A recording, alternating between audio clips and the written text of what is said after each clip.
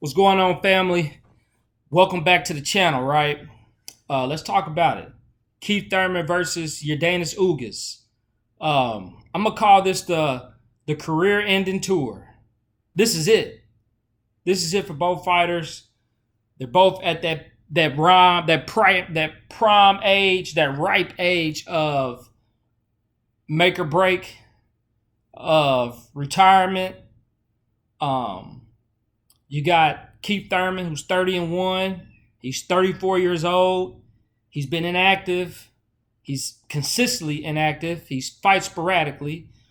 Then you got Yordenis Ugas, who's 36 years old, and he's coming off a significant injury, right? Eye injury. Hurt his eye last April against Earl Spence Jr. And this fight is important for both fighters, right?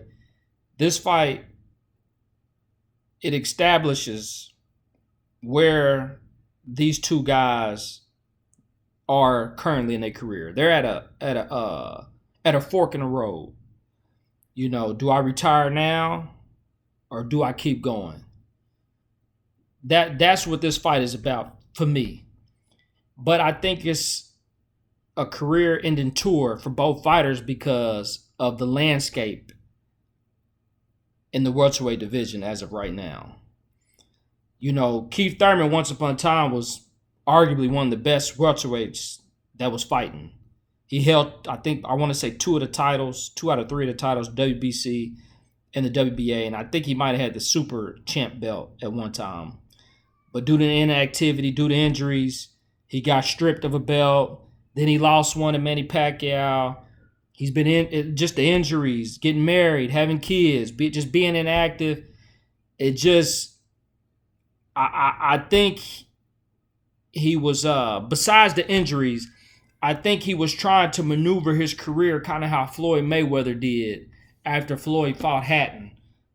When Floyd retired the first time, he kind of let the guys kind of fight each other out a little bit, the Cottos and Margaritos and, you know, the Manny Pacquiaos. He kind of let them fight each other, and then he came back to get the people that was at the top because he was still at the top, right? I think Keith Thurman tried that, but it kind of backfired on him. And ever since then, he's been trying to play catch up. He's been trying to get in that position again, and it's just been unfortunate he hasn't been able to do it. He's been trying to fight Earl Spence. He's been trying to fight Terrence Crawford. Those guys got the belts, and he cannot get in. He can't get in. Spence said, I won't fight you. I'll never fight you, and he's holding to it. So I think this is a good fight between Thurman and Ugas, but I don't think it puts Thurman in a good position. If he beats Ugas, you still got the Spence and Crawford fight that's about to happen. Loser gets a rematch. You don't know if that fight's going to be at 154 rematch or if it's going to be at 147. You don't know if it's going to be an immediate rematch. So let's say Earl Spence wins.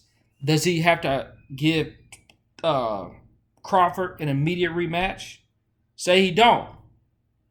And let's say Keith Thurman beats Ugas. Does Spence take on a risky fight like Ugas to defend? I don't know how that works. I don't think he would. You know what I'm saying? Depending on how grueling this fight is between Spence and Crawford, Thurman, he might not be able to fight for those belts for who knows when. So then if they do fight Earl Spence and Crawford, and then they vacate the titles, now he's fighting Boots or he's fighting these younger guys, and he's already talking about how he's not a gatekeeper. Well, you will be a gatekeeper in that instance where these younger fighters will be trying to fight you basically for your name and recognition, getting their name up off you. So I really don't see how this fight benefits Thurman other than you're getting in the ring, you're getting the ring rust off you, you're getting some money in the process, but it doesn't really set you up for a big fight. The Mario Barreras fight, it was the same thing. You got some inactivity off you. You got some ring rust off you. You was fighting a smaller guy coming up in weight. But where did it actually get you as far as in the rankings? It didn't set you up for a Crawford fight. It didn't set you up for a Spence fight. And I think he's in the same predicament with the Ugas fight. I like the fight. I think this is a fight that Thurman should win. Like I said, Ugas is 36 years old. He's coming off a major injury. I don't see why Keith Thurman shouldn't have enough in the tank at 34 years old to defeat Ugas. I don't know where these two fighters go from here other than retirement, right? I really can't see. Knowing Thurman's personality, he's not going to fight these younger guys so they can get his name up off of him. If he beats Ugas, he's going to want to fight Spence or Crawford or whoever has them belts at that time, and it's not going to happen. It's unfortunate, but Keith put himself in a situation, and I don't think he can get out of it. So that's my take on it, guys. What do you think? Is Thurman going to get the big fight he desires in this stage of his career, or is it too late? Where he messed up at, let me say this before I get off. Had Keith Thurman beat Manny Pacquiao, that would have put him right where he needed to be, right? Had he beat Manny Pacquiao, that would have set him up perfectly for an Earl Spence fight.